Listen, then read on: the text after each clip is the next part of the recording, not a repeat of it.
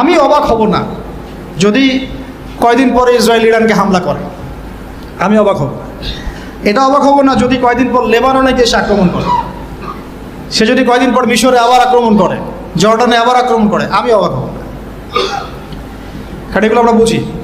আমার ইন্টারপ্রিটেশন যে অচিরেই তারা পুরো বিশ্বে একটা বড় যুদ্ধ বাঁধিয়েই ছাড়বে। দেখেন, ইনশাআল্লাহ অচিরেই তারা পুরো বিশ্বে একটা বড় যুদ্ধ না বাঁধানো পর্যন্ত থামবে না। আরবের উপর নিয়ন্ত্রণ কার হাতে? আপনারা মনে করেন যে আরবের উপর নিয়ন্ত্রণ নাই, সব স্বাধীন? আরবের উপরে অদৃশ্য শিকল পড়ানো আছে। চিল্লাচ্ছে বলছে আইনাল আরব, ওদের এই চিৎকার এদের কানে পৌঁছায় না।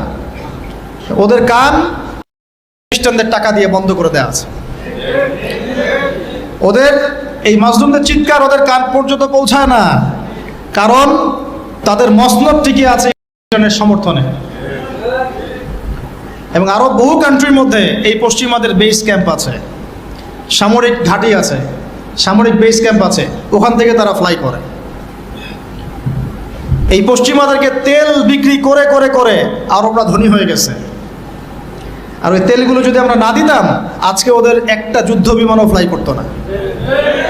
তারপরেও কিছু কি শব্দ ইউজ করবো জানি না, বলতে গেলে ভাই বেশি বলে ফেলবো, তখন আমার তাজকিয়া নষ্ট হবে। বলে আমাদের কি করার আছে, আমরা কি করতে পারি? আমরা তেল বিক্রি করতে পারি। এমনকি তাদের যে বুদ্ধি পরামর্শগুলো আছে, এই বুদ্ধি পরামর্শের আদলে, পশ্চিমা আদলে রাষ্ট্রগুলোকে গড়ে তোলা হচ্ছে। সেখানে রাষ্ট্রও গঠন করেছে, সেখান থেকে তার আরবের আশপাশের প্রতিবেশীদের উপর নিয়ন্ত্রণ নিয়েছে। সে দিন দিন তার রাষ্ট্রের আয়তনটাকে বড় করছে না করছে না করছে না করছে না যে শক্তিশালী রুলিং স্টেট হবে তার আয়তন বড় করতে হবে কি হবে না? অথবা আরেকটা অপশন হচ্ছে বিশ্বটাকে ছোট করে নিয়ে আসতে হবে।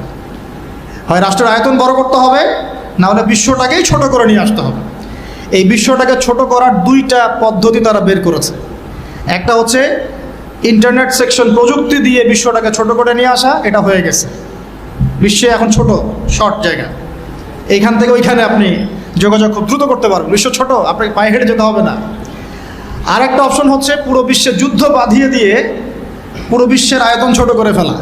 আর আমি কনফিডেন্ট আমার বক্তব্যে, এটা আমার ধারণা, আমার ইস্তেহাদও বলতে পারেন, যদিও আমি মুস্তাহিদ নই।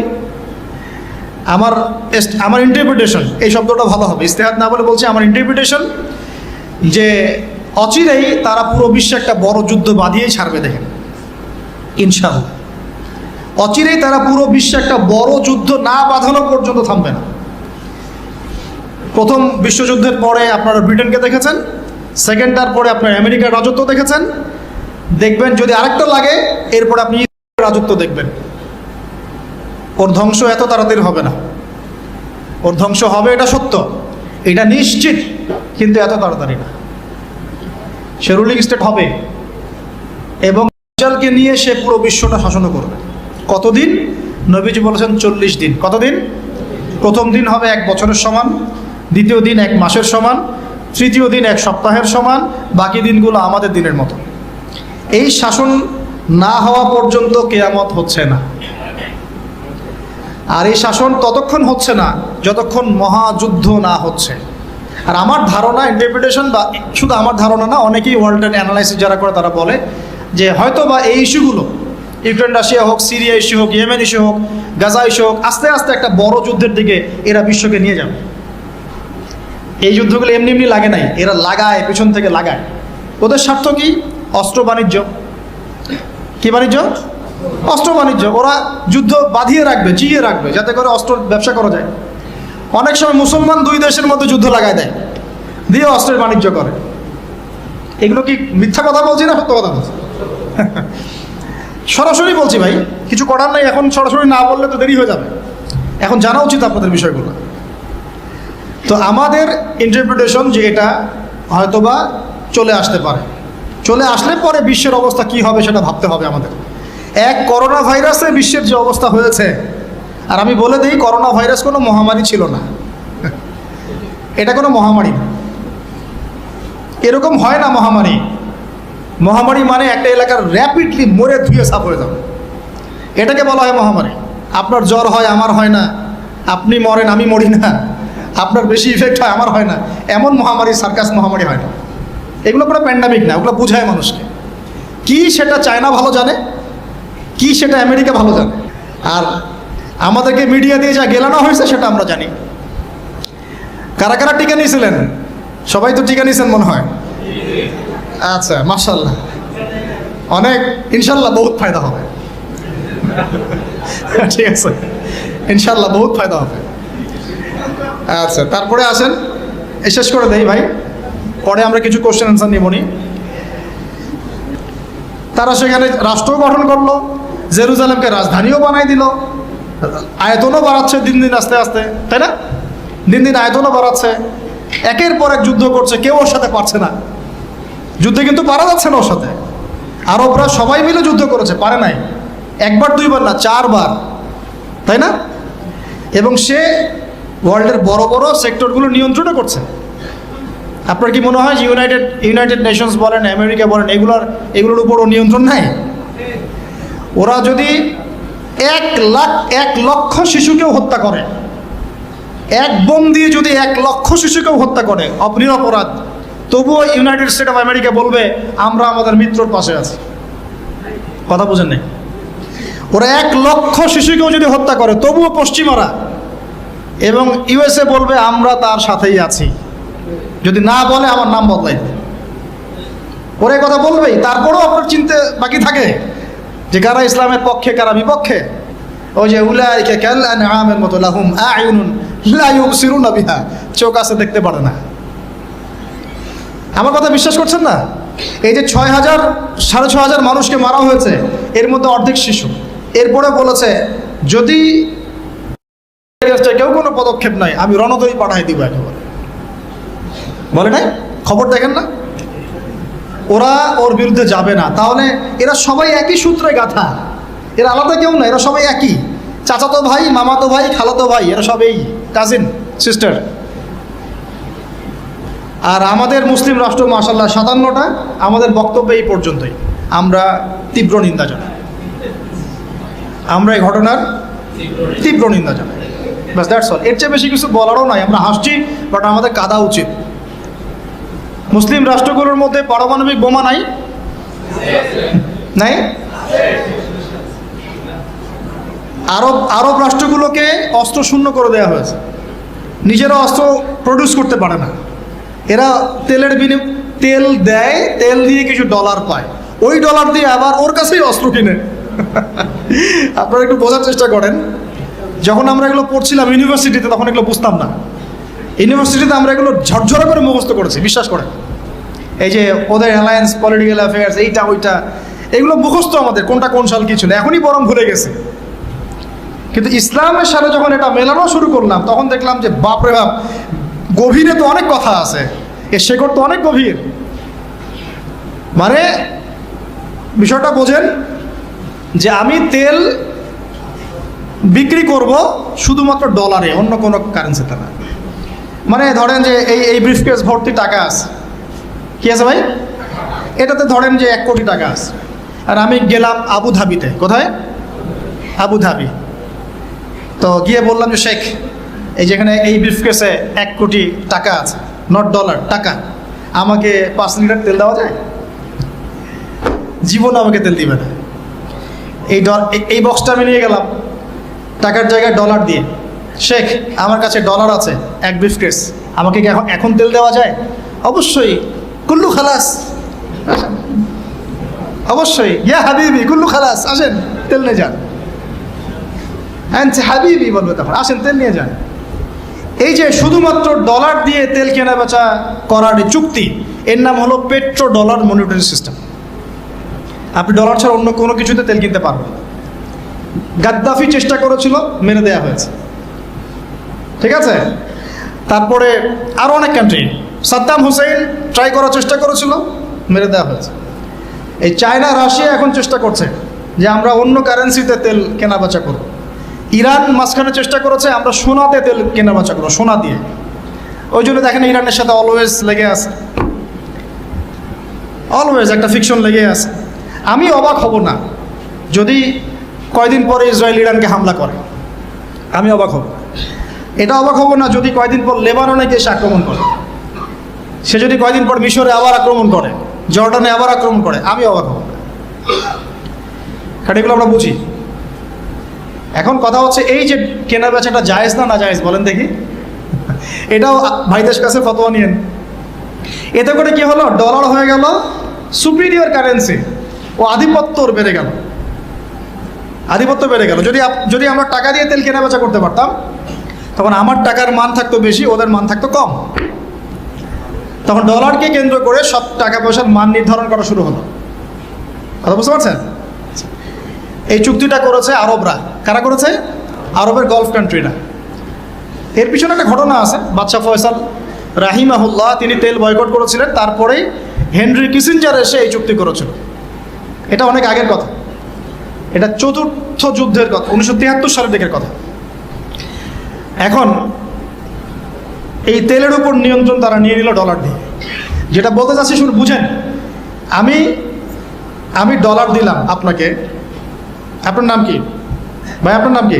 হ্যাঁ হ্যাঁ, সাকিব আল হাসান ভাইকে আপনি খেলাবাদ এখানে কি করছেন?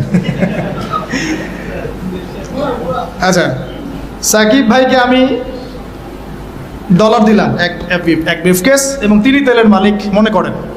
এখন ভাই আমাকে তেল দিলেন, তা আমি তেল মাশাআল্লাহ আমার দেশে নিয়ে গিয়ে বাংকার আছে, ওই বাংকারের নিচে তেল ঢুকে রিজার্ভ করে রেখে দিলাম, যাতে ভবিষ্যতে এটা কাজে লাগে। কারণ তেল ছাড়া তো বিশ্ব অচল। আপনি তেল ছাড়া এই বিশ্বে কিচ্ছু চালাতে পারবেন না, পারবেন? কিচ্ছু চালাতে পারবেন না, পুরোই অচল। তো এখন ভাই তো আবার অস্ত্র শস্ত্র তার কাছে নাই, সে আমার সাথে বন্ধুত্ব করেছে।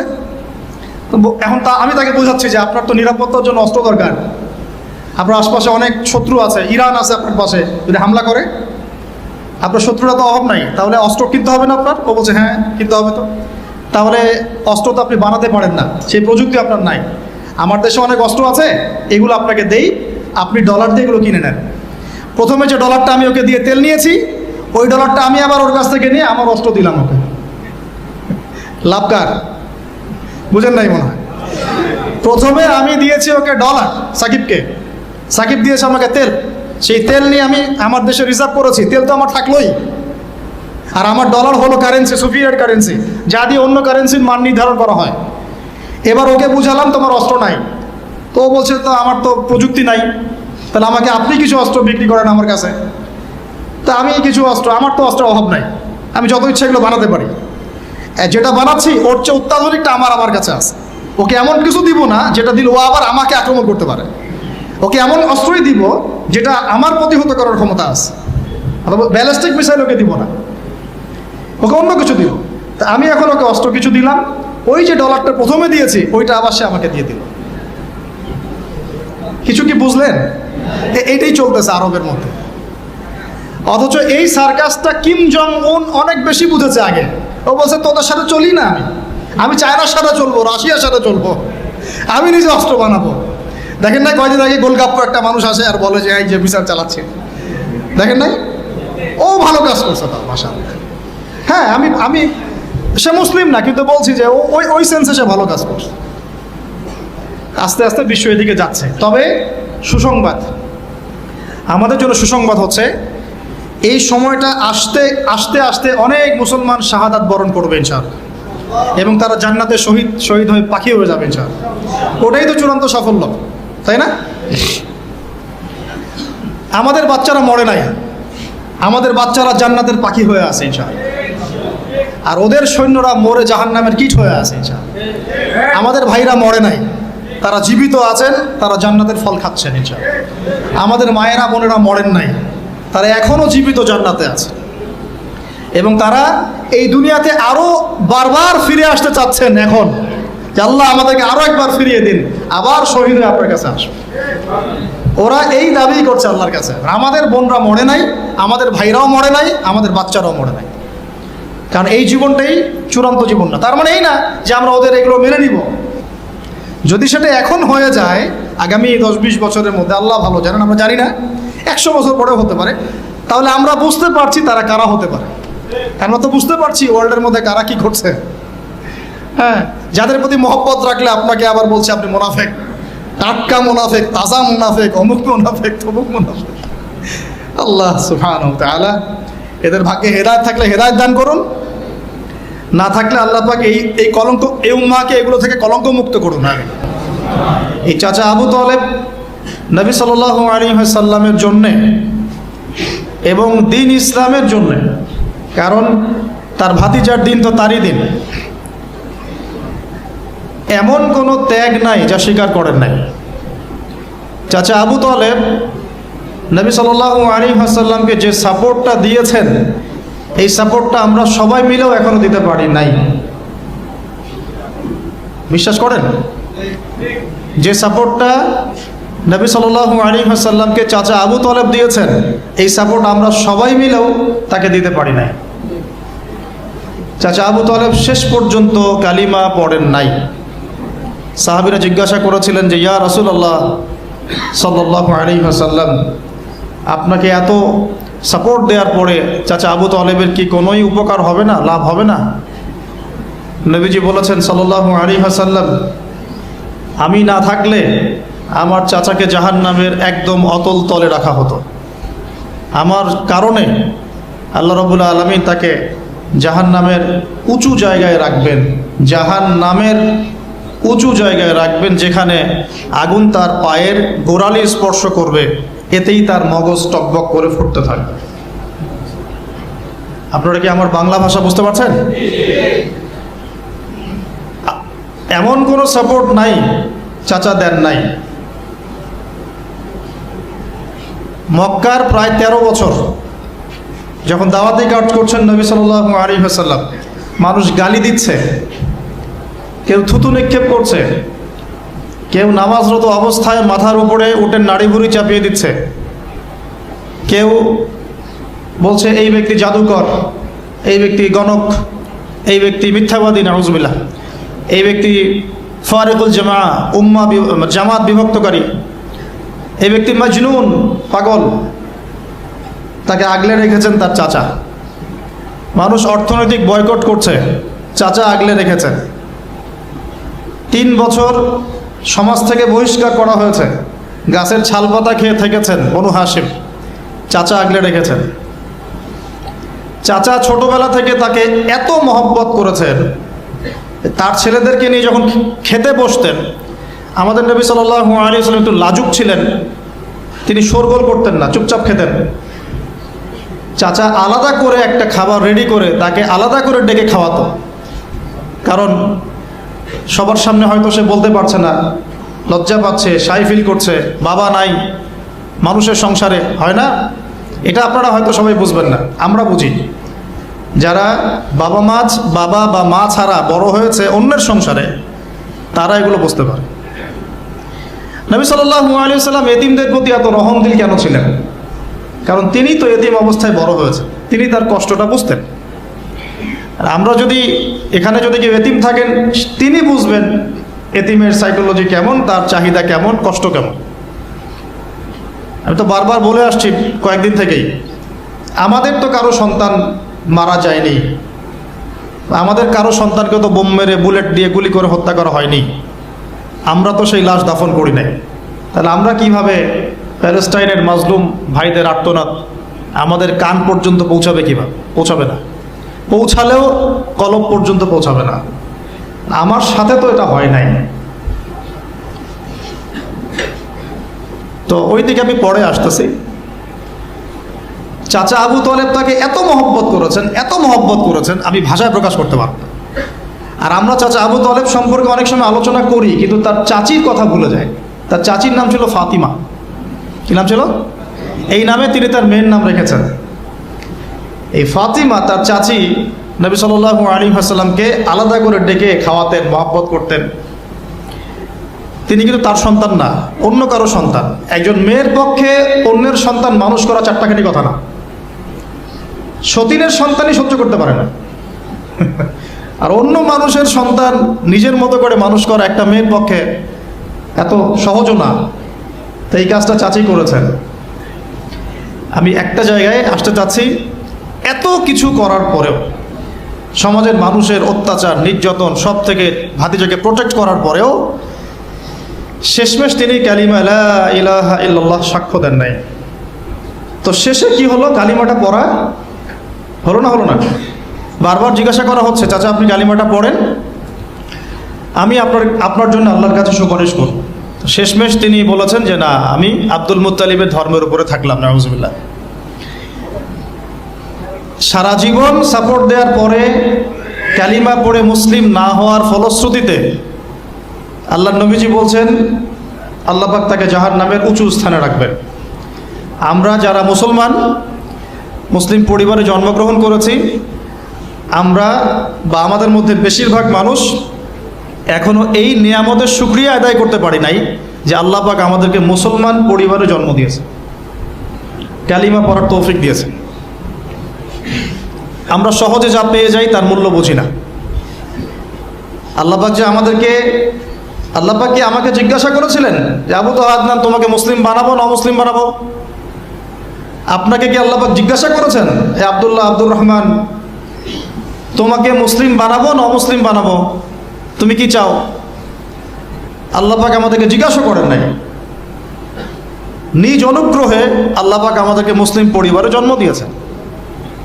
তো সেই মুসলিম পরিবারের মানুষ এখন কালিমা লা ইলাহা ইল্লাল্লাহের সঠিক মর্মও জানে না, তাওহীদও জানে না, শিরকও চিনে না, ইমানের রোকনগুলোও বোঝে না, ইমানের মূলনীতিও বোঝে না, ইমান ভঙ্গের কারণও বোঝে না, কোনো কোনো ক্ষেত্রে ওযু গোসলের মাসলা মাসাইলও জানে না, নামাজ পড়ার ফরজ ওয়াজিব সুন্নাত মুস্তাহাব বোঝে না, নামাজ পড়েও না। মাশাআল্লাহ, জুমার দিনে নামাজ পড়তে আসে অনেকেই, ঈদের দিনে প্রথম দেখা যায়, আর জানাজার নামাজে প্রথম দেখা যায়। আর দেখা যায় যারা এরকম নামাজ কালাম পড়ে না তাদের জানাজা আবার 3-4 বার হয়, নামাজগুলো মনে বাকি শোধ করে পড়ে। রোজা রাখে না, জাকাত তো মাশাআল্লাহ প্রায় উঠে গেছে বললেই চলে সমাজ থেকে। বাংলাদেশের ধনিক শ্রেণীরা যদি জাকাত দিত 10টা পদ্মা সেতু বানানো যায়। বিশ্বাস করতেছেন না? ধনীরা যদি সত্যি সত্যি জাকাত দিত, জাকাতের টাকা পদ্মা সেতুতে দেওয়া যাবে কিনা সেটাও একটা মাসালা আর কি। আমি একটা এক্সাম্পল দিলাম আর কি। জাকাতের টাকা তো ওইটা করা যাবে কিনা এটা তো একটা মাসালা, তাই না? জাকাতের খাত তো 8টা, ইন্নামা সাদাকাতু লিল ফুকারা ওয়াল মাসাকিন ওয়াল আমিলিনা আলাইহা ওয়াল মুআল্লাফাতি কুলুব ওয়া ফির রিকাব ওয়া ফি সাবিলিল্লাহ, এরকম কয়েকটা খাত আছে। তা আমি একটা এক্সাম্পল দিলাম, যদি বাংলার মানুষ ধনিক শ্রেণী ঠিকঠাক জাকাত দিত, বিশ্বাস করেন সমাজে আপনি দরিদ্র মানুষ খুঁজে পেতেন। জাকাত ভিত্তিক অর্থনীতি চালু আপনি করতে পারবেন না, রাষ্ট্রীয়ভাবে পারবেন না। বলে কেন পারবেন না? কারণ প্রত্যেকটা রাষ্ট্রের উপর জাতিসংঘের নিয়ন্ত্রণ আছে। আমি ভাই খোলামেলা কথা বলার মানুষ, যদি কারো পছন্দ না হয় কিছু করার নাই, আমাকে বলতে হবে। আপনি আমার সাথে একমত হন বা না হন, অ্যাটলিস্ট শুনেন, পরে সত্য মিথ্যা আপনি যাচাই করেন, মানা না মানা আপনার বিষয়। আমি জাস্ট বলতেছি, আমি তো আপনার মস্তক দখল করতে পারবো না, আমরা তো খুবই দুর্বল। যখন উম্মার একটা সংকট চলে তখন আপনি চিনতে পারবেন কারা ইমানদার কারা মুনাফিক। ভালো অবস্থা আপনি বুঝতে পারবেন না, সব স্বাভাবিক আছে মনে করেন, এখন আপনি বুঝতে পারবেন না আসলেই কে ইমানদার কে মুনাফিক। উম্মার উপর কোনো বাধা বিপত্তি আসলে তখন বুঝতে পারবেন যে আসলেই কে ইসলামের পক্ষে আছে, কে ইসলামের বিপক্ষে আছে, আর কে ভিতরে ঢুকে ঢুকে শয়তানি করতেছে। আমাদের আলোচনার টপিক এইটা না, টপিকে আসতেছি। আমি একটা কথা বলতে চাচ্ছিলাম যে আল্লাহ পাক যে আমাদেরকে জিজ্ঞাসা না করেই মুসলিম পরিবারে জন্ম দিয়েছেন, এই নেয়ামতের শুকরিয়া আমরা আদায় করতে পারবো না। যদি সারা জীবন সেজদায় পড়ে থাকি এখন থেকে নিয়ে, আমরা শুধু তাওহীদের অনুসারী হয়েছি, এই কৃতজ্ঞতাই আমরা আদায় করতে পারবো না। আমরা দিনের জন্য কিছুই করি নাই, আমাদের দ্বারা ইসলামের বড় বড় খেদমত হয়েছে এমন না। আবু তালেব একা যা করেছেন, আমার মতো 100 জন আবু তালেব তা করতে পারে নাই, পারবে না, এটাই সত্য কথা। আবু তালেব কোন অবস্থায় করেছেন? যখন চতুর্দিক থেকে আল্লাহর নবীকে সবাই ছিছি করছে, গালিগালাজ করছে, হত্যার পর্যন্ত চেষ্টা করছে। পুরো সমাজ একদিকে, আবু তালেব একাই একদিকে।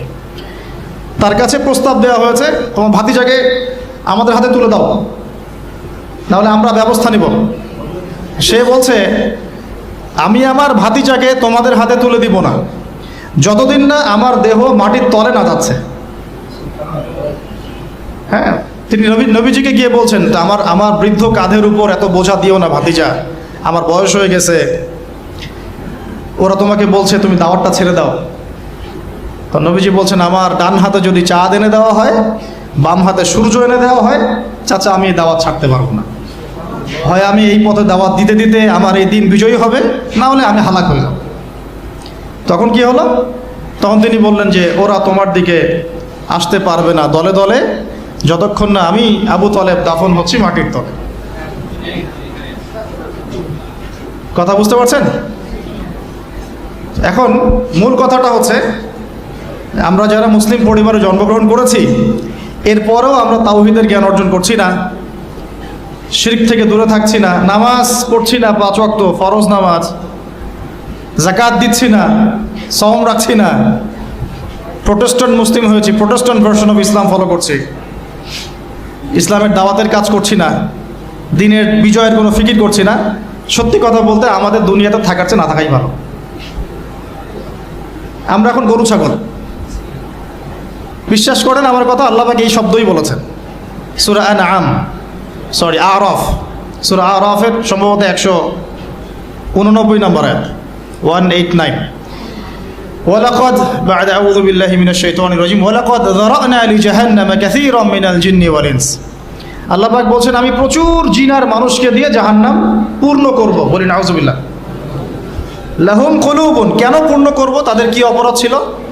কি অপরাধে করব? লাহুম কুলুবুন, তাদেরকে কলব দিয়েছিলাম, লা ইয়াফকাহুনা বিহা, বোঝার চেষ্টা করে নাই। ওয়া লাহুম আযানুন, কান দিয়েছিলাম, লা ইয়াসমাউনা বিহা, শোনে নাই। ওয়া লাহুম আ'য়ুনুন, চোখ দিয়েছিলাম, লা ইউবসিরুনা বিহা, চোখ দিয়ে দেখে নাই। কলব দিয়ে উপলব্ধি করে নাই, কান দিয়ে বলেন শোনে নাই, চোখ দিয়ে দেখে নাই। উলাইকা কাল আনআম, এরা ছিল আনআমের মতো। আনআম কি? আনআম মানে গবাদি পশু, ক্যাটেলস, গবাদি পশু। শুধু তাই না, বালহুম আদল, বরং এর চেয়েও নিকৃষ্ট ছিল। গবাদি পশুকে যে দায়িত্ব দেওয়া হয়েছে ও সেটা পালন করে। প্রত্যেক প্রাণীকে যে দায়িত্ব দেওয়া হয়েছে সেই দায়িত্ব তারা পালন করে কি না? না হলে আমরা এত বড় বড় বড় প্রাণীর সাথে কিভাবে পেরে উঠতাম? একটা গরু নির্দ্বিধায় জীবনকে সঁপে দিচ্ছে, বিদ্রোহ করছে না? করছে? তো আল্লাহ পাক এই কথা বলছেন, উলাইকা কাল আনআম, তারা হচ্ছে গবাদি পশুর মতো। বাল হুম আদাল, বরং তার চেয়েও নিকৃষ্ট। কারা? উপলব্ধি করে না, দেখে না, শোনে না। এখন আমাকে উত্তর দেন দেখি, আমাদের মধ্যে এখানে কোন ব্যক্তি আছেন যে চোখে দেখেন না, কানে শোনেন না, উপলব্ধি করেন না? আমরা সবাই চোখে দেখি। এই চোখে দেখি কি না? দেখতে পাচ্ছেন তো আপনি? কানে শুনতে পাচ্ছেন কি না? তাহলে আল্লাহ পাক কোন চোখের কথা বলছেন আর কোন কানের কথা বলছেন যেগুলো অন্ধ? বলেন। নিঃসন্দেহে অন্য একটা চোখ আছে, আরেকটা কান আছে, আরেকটা চোখ আছে, কান আছে, এটা কোথায়? কলবে। তাহলে আবু জেহেল আল্লাহর নবীকে চিনতে পারছে না, আবু বকর রাদিয়াল্লাহু আনহু চিনতে পারছেন, তাহলে দুজনের তো বাইরের চোখ একই। কোন চোখ তাহলে অন্ধ আবু জেহেলের, যে কারণে আবু জেহেল আল্লাহর নবীকে চিনতে পারল না? বলেন। এখন বলেন, মুসলমান পরিবারে জন্ম নেওয়ার পরে আমরা যারা নামাজ পড়ি না, যাকাত দেই না, রোজা রাখি না, সামর্থ্য হয়েছে হজ করি না, জুমার দিনে আসি, ঈদের দিনে আসি, হ্যাঁ, সৎ কাজে আদেশ করি না, অসৎ কাজে নিষেধ করি না, কোরআন তেলাওয়াত করা শিখি না, রাসূলের সুন্নাহ মাফিক জীবন করি না, আর অর্থনীতি রাজনীতিতে গেলাম না, ওটা গেলামই না, বাদ, ওটা তো অনেক বড় স্কেল। তাহলে আমাদের কি চোখ আসলেই আছে, কান আসলেই আছে, কলব কি আসলেই জিন্দা, না সত্যিকার অর্থে আমরা গবাদি পশু হয়ে গেছি? আত্মপর্যালোচনা করতে হয় তো। আত্মপর্যালোচনা, মোরাকাবা মানে হচ্ছে আত্মপর্যালোচনা, নিজেদেরকে নিয়ে ভাবতে হবে তো। এখন আপনি আমাকে উত্তর দেন, যেই মুসলমান নামাজ পড়ে না, রোজা রাখে না, দাওয়াতের কোনো মেহনত নাই, দিন প্রতিষ্ঠার সংগ্রাম নাই, কোরআনও তেলাওয়াত করতে জানে না, আল্লাহর পথে সদকা করে না, তাওহীদের জ্ঞান নাই, শিরকের জ্ঞান নাই, সুন্নতের জ্ঞান নাই, বেদাতের জ্ঞান নাই, ঈমান ভঙ্গের কারণ জানে না, ওযু করার মাসালাও জানে না, তো এই মুসলমান সারা বিশ্বে মার খাবে না তো কারা খাবে? আমাকে বলেন, উত্তর দেন। আমার জানা নাই, আমি এগুলো বুঝি না, বুঝতে আসছি। আমি অনেক কিছুই বুঝি না, যে আমার বুঝের সাথে অনেক কিছুই মিলে না। আমার বুঝ এইটা যে মার খাবো না তো খাবে কারা? এটা আমার বোঝ। এখনও যে আমরা বসে আছি এখানে খাই নাই, সেটাই তো আল্লাহ পাকের রহমত। অনেক আগেই তো আল্লাহর গজব আসা উচিত ছিল। নামাজ তো আগেই ছেড়ে দিছো তুমি, যাকাত দাও না, রোজা রাখো না, রসুলের সুন্নাতের কোনো খবরই নাই, প্রতিদিন ক্লিন শেভ করতেছো তুমি, আল্লাহ রাসুলের সুন্নতকে জবাই করতেছো, প্রতিদিন করতেছো, পর্ন দেখতেছো, বাইকে করে মেয়ে নিয়ে ঘুরতেছো, ইউনিভার্সিটিতে গোল হয়ে বসে আসো, মেয়েদের সাথে টাঙ্কি মারতেছো। Sorry for my language. আগেকার সেই যুগ নাই তো যে চিঠি দিয়ে প্রেম করে, লম্বা প্রেম হয়, পরে বিয়ে হয়। এখন সব দৈহিক সম্পর্ক, 1 মাস একজনের পিছনে, ওটা হয়ে গেছে পরের মাসে আরেকটার পিছনে। ইউনিভার্সিটিতে জেনা আর জেনা, জেনা আর জেনা, এমনকি চাকরি ক্ষেত্রেও ফ্রি মিক্সিং, অফিস আদালত, কোর্ট কাচারি, রাজনৈতিক মিছিলে পর্যন্ত ছেলে মেয়ে একসাথে সামনাসামনি, সব জায়গায়। এগুলো অধিকার। তাই ফ্রি মিক্সিংয়ের কারণে কি হয়েছে, আমরা জেনাটাকে উন্মুক্ত করে ফেলেছি। এখন আপনি বলেন যে, আমাকে বুঝান যে এইরকম অবস্থায় মুসলমানদের উপরে যদি বিপর্যয় না আসে, কোন সময় আসবে? আসে নাই, আল্লাহ পাকের খাস রহমত। হয়তো আল্লাহ পাক এখন পর্যন্ত সুযোগ দিয়ে রেখেছে। উপলব্ধি যে সবাই করে না এমনও না, বহু মানুষ উপলব্ধি করে, কিন্তু তাদের সংখ্যা নিতান্তই কম। আর তাদের মধ্যে আবার বিভক্তি আছে, অনৈক্য আছে, আপোষে হিংসা, বিদ্বেষ, পরশ্রীঘাতরতা আছে। তারা আবার ইউনাইটেড না। তো বদরগঞ্জবাসীর জানা উচিত যে বদরের যুদ্ধ হয়েছে 2য় হিজরিতে। কত হিজরি? 2য় হিজরিতে। আল্লাহ নবী সাল্লাল্লাহু আলাইহি ওয়াসাল্লাম এই চাচার সংসারে মানুষ হয়েছেন প্রায় 53 বছর পর্যন্ত। এই চাচাই তাকে বিয়ে দিয়েছেন 25 বছর বয়স। তার আগে চাচার ব্যবসা তিনি সামলেছেন। ওই ব্যবসার এক কাফেলা খাদিজা রাদিয়াল্লাহু আনহার অর্থ ছিল। এই ব্যবসা দিয়ে তাকে টেস্ট করলেন, দেখলেন আমানতদার, সুদর্শন, মাশাআল্লাহ উন্নত চরিত্রের মানুষ, উন্নত রুচিবোধের মানুষ, আল আমিন, বিশ্বস্ত। বিয়ের প্রস্তাব পাঠালেন, চাচা বিয়ে দিয়ে দিলেন। কার সাথে? খাদিজা রাদিয়াল্লাহু আনহার সাথে। তখন তার বয়স কত ছিল? 25। তার বয়স কত? 40। আর আমাকে এই সেকুলার সমাজকে আমরা বলতে চাই, আমি বলতে চাই, অ্যাটলিস্ট মনে করেন কথার কথা যে আমার স্ত্রীর বয়স 40, আমার বয়স 25। এখন আমরা একে অপরকে মহব্বত করি, ভালোবাসি, আমরা সংসার জীবনে হ্যাপি, সুখী, এবং আমাদের সন্তান সন্ততিও হচ্ছে। এমন না যে আমরা মেডিকেল সায়েন্সের ভাষায় এই দিকে আমরা অক্ষম। মহব্বত আছে, দুজনকে পেয়ে সুখী, একে অপরকে ভালোবাসি, সন্তান হচ্ছে। আপনার কোনো সমস্যা? আমি আমার এই ম্যারিড লাইফে আমরা হ্যাপি, আপনার কোনো সমস্যা? আমার স্ত্রীর বয়স 40, আমার বয়স 25। মনে করেন আমার বয়স এখন কত চলছে? 32-33 হবে আর কি, সূর্যের হিসেবে। কিন্তু বয়স কিন্তু ফিক্স হয় চন্দ্রের হিসাবে, আমরা সূর্য হিসাব করি। এখন ধরেন আমি একটা বিয়ে করলাম, ধরেন তো স্ত্রীর বয়স মনে করেন 16 বছর। কত? মনে করেন 16 বছর। 16 বছর একটা মেয়ের কি হায়েজ হয়? হায়েজ বোঝেন? আচ্ছা, সে কি সন্তান জন্মদানে সক্ষম? সে কি ম্যাচিউর, ফিজিক্যালি স্ট্রং? এখন ওর বয়স 16, আমার বয়স 32, ডাবল। 16 দুগুণে 32 না? হ্যাঁ, তাই তো, অঙ্ক ভুলে গেছি ভাই। আচ্ছা, এখন ও আমার সাথে হ্যাপি, আমি তার সাথে হ্যাপি, সন্তান জন্ম হচ্ছে, দুজন সুখে আছি, মহব্বতের সাথে আছি, সুস্থ আছি। কোনো সমস্যা আপনার? তো এই হলো অবস্থা, সার্কাস। এখন এই 16 বছরের মেয়ে, আপনার মেয়ে, আপনি বিয়ে দিতে পারবেন না। বলবেন যে আপনি রাষ্ট্র আইনের বিরুদ্ধে কথা বলছেন। না, আমি বিরুদ্ধে কথা বলছি। আমি বোঝাচ্ছি যে এটা কতটা অসার একটা আইন। 16 বছরের একটা মেয়ে যদি জেনা করে, আপনি উৎসাহিত করছেন। 16-17 বছরের মেয়েরা জেনা করে না? স্কুলে, কলেজে, বিশ্ববিদ্যালয়ে, এইখানে ওইখানে। এর বিরুদ্ধে আপনার ব্যবস্থা কি, অ্যাকশন কি? কিন্তু 17 বছর একটা মেয়ে যদি বিয়ে করে, আপনি তো কাজীকে ধরে জেলে দিয়ে দিবেন একেবারে। এখন বলেন এটা কি আমি মানতে বাধ্য? এখন জোর করে চাপাই দিলেন, ল করে দিলেন, মানতে বাধ্য হয়ে গেলাম। তা আসলে কি কোরআন সুন্নাহ সমর্থিত হলো? এখন জবাব দিবেন আল্লাহর কাছে আপনি। জনগণ কিছুই বলতে পারবে না। আমরা শুধু জ্ঞানতাত্ত্বিক একটা ডিবেট করলাম এবং আপনাকে দেখালাম যেটা একটা অসার। তারপরেও যেটা হয়েছে হোক, অ্যাটলিস্ট বিয়েটা সহজ করলে ভালো হতো। বিয়েটা কঠিন হয়ে গেছে, এই জন্য এটা জেনার রাস্তা বেছে নেয়। তো আমরা জেনাকে উস্কে দিচ্ছি। আরে ভাই 16-17 বছর তো দূরের কথা, এখন 13-14 বছরের মেয়েরাই দেখবেন ঠিক নাই। আপনি মনে করেন এখনকার স্কুল কলেজের মেয়েগুলো খুব দুধে ধোয়া তুলসী পাতা? যখন 15 বছর আগে যে যুগটা ছিল, 20 বছর আগে, আর এখন তো আর অনেক আপডেটেড। এখন ওরা ওইসবে বিশ্বাসী না। গল্প করে যে কার কয়টা, কার কয়টা। কোনো ভাই হাসেন না, কোনো কোনো ক্ষেত্রে মাদ্রাসাও এর থেকে মুক্ত হয় নাই। আমাদের দিকেও তো বলতে হবে, ইনসাফ করতে হবে। তো বহু মাদ্রাসাতেও জেনার ঘটনা ঘটছে এখন, কারণ এটা পর্নোগ্রাফির যুগ। কিসের যুগ?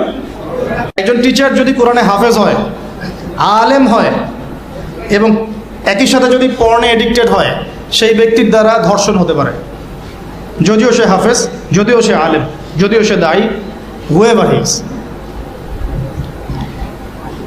এরকম ঘটনা ঘটছে। কোনো কোনো ক্ষেত্রে ছেলের সাথে জেনা পর্যন্ত হচ্ছে। হয় নাই ভাই? আমি কি বানায় বানায় কথা বললাম? যেই করুক এটা পাপ। শাস্তিও আবার কি? ধর্ষণের শাস্তি কি? ইসলামের শাস্তি কি? মৃত্যুদণ্ড। কয়টা কার্যকর করতে পারবেন আপনি? তো সব দিকে সমস্যা। আমি যে পয়েন্টে আছে এখানে চলে আসেন। এখানে সাউন্ড বন্ধ করেন। সেটা হলো, তার বয়স তখন 40, আমাদের নবীজির বয়স 25। ম্যারিড জীবনে হ্যাপি, 6টা সন্তান হয়েছে। কয়টা? আর নবী সাল্লাল্লাহু আলাইহি ওয়াসাল্লাম